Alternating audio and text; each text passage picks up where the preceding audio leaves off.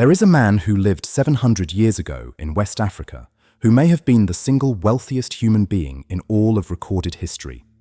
Not the richest king of his own time, not one of the richest people ever, possibly the richest of all time, richer than any modern billionaire, richer than the famous tycoons and emperors and oil magnates, so fabulously, incomprehensibly wealthy that his fortune is considered by some to be literally beyond accurate calculation.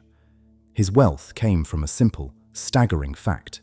He ruled an empire that sat upon some of the richest sources of gold in the entire medieval world, at a time when gold was the foundation of wealth across Europe, North Africa, and the Middle East.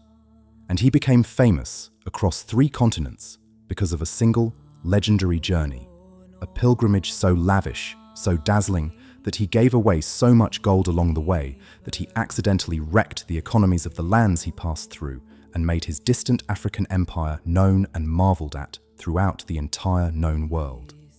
His name was Mansa Musa, the Emperor of Mali, and this is the story of the richest man who ever lived and the journey that made him a legend. Using advanced AI trained on the medieval accounts of the Empire of Mali, the records of the Arab historians who documented his famous pilgrimage, the maps and chronicles that spread his fame across the world, and the historical study of medieval West Africa, we have reconstructed the story of Mansa Musa and his astonishing wealth. To understand it, you must first understand the empire he ruled, a great and sophisticated African civilization that much of the world has shamefully forgotten. Mansa Musa ruled the Empire of Mali, one of the largest and richest empires of the medieval world. The word in his title, Mansa, meant something like emperor or king of kings, and the empire he ruled was vast, spanning a huge swath of West Africa, encompassing many peoples and cities across the grasslands south of the Sahara Desert. Mali was no primitive backwater, as later prejudice would falsely paint it. It was a powerful, organized, prosperous state with great cities, a sophisticated administration, a strong army, and a flourishing culture. And its wealth rested on 2 great foundations: trade and gold. Mali sat astride the great trade routes that cross the Sahara Desert, connecting the heart of Africa to the markets of North Africa, Europe, and the Middle East. Across the burning sands of the Sahara traveled the great camel caravans, carrying goods in both directions, and Mali controlled and taxed this immense and lucrative trade. But above all, Mali controlled gold. The empire sat near some of the most productive goldfields in the entire medieval world, and in this age, West Africa was one of the principal sources of the gold that flowed into the economies of Europe and the Islamic world. Whoever controlled that gold controlled wealth on a scale almost unimaginable, and Mansa Musa controlled it all. He was, quite literally, sitting on top of much of the known world's gold supply. The scale of his wealth is difficult to convey, precisely because it was so vast that it strained the comprehension even of those who witnessed it. Gold flowed to Mansa Musa as the ruler of the goldfields and the master of the trade routes, in quantities that made him wealthy beyond any rival of his age. But here is the truly fascinating thing about his wealth. In Mali itself, gold was abundant, almost commonplace among the elite, while it was salt, of all things, that was sometimes valued as highly as gold, because salt was scarce in the region and essential for life and had to be brought across the desert.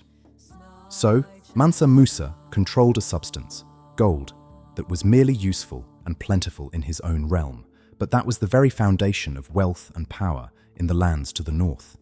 This mismatch, this difference in the value of gold between Mali and the wider world, would become spectacularly important during his famous journey.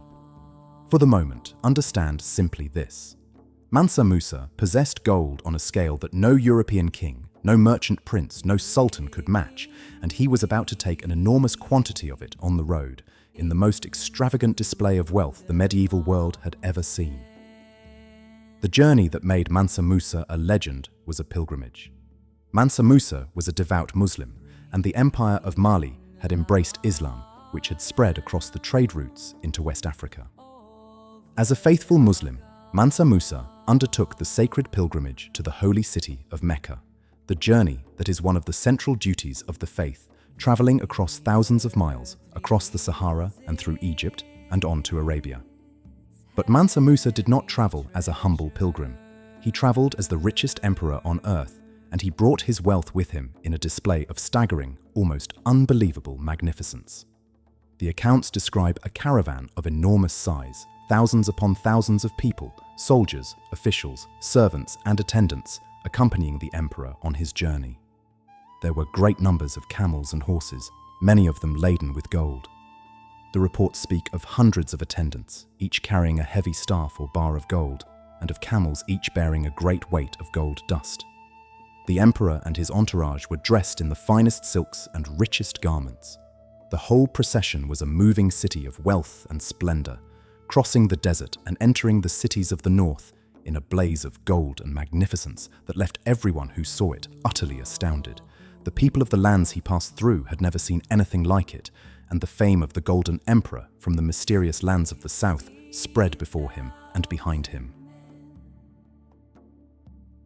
And it was when this golden caravan reached the great city of Cairo in Egypt that the legend was truly born, in an episode that has never been forgotten. Mansa Musa arrived in Cairo, one of the greatest cities of the Islamic world, and he stayed there for a time, on his way to Mecca. And during his stay, he was so generous, so lavish, so free with his gold, that he gave it away in staggering quantities. He gave gold to officials, to the poor, to those who hosted him, to anyone and everyone, spending and donating and gifting gold on a scale the city had never witnessed. He distributed it as alms, as gifts, as payment, pouring his seemingly bottomless wealth into the city. And here, something extraordinary and unintended happened. Mansa Musa flooded Cairo with so much gold that he disrupted its entire economy. The value of gold in the city and the region dropped dramatically because suddenly there was so much more of it in circulation, an early and dramatic example of what economists would recognize as inflation. The price of gold reportedly remained depressed in the region for years afterward, the lingering economic aftershock of one man's almost incomprehensible generosity. It is one of the only times in history that a single individual's personal spending is said to have measurably damaged the economy of an entire region simply by giving away too much gold.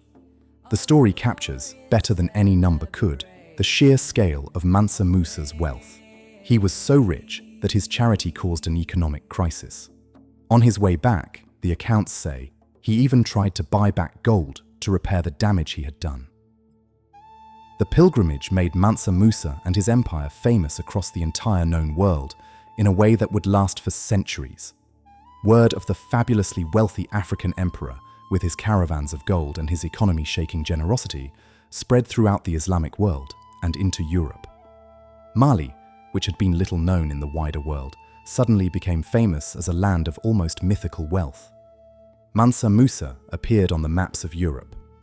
In one of the most famous medieval maps made decades after his pilgrimage, the Emperor of Mali is depicted seated on his throne, holding a golden orb or nugget, a crown on his head, marking him as the lord of a land rich in gold, a striking acknowledgement in the heart of medieval Europe of the wealth and importance of this distant African empire.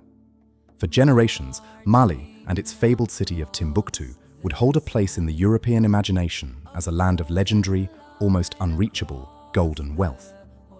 Mansa Musa had, through his single spectacular journey, placed his empire firmly on the map of the known world and made himself one of the most famous rulers of his age, his reputation for wealth so enduring that it survives to this very day. But Mansa Musa was far more than a spendthrift dazzling the world with gold. He was a builder and a patron of learning who left a lasting legacy. On his pilgrimage, he gathered scholars, architects, and learned men and brought them back to enrich his empire.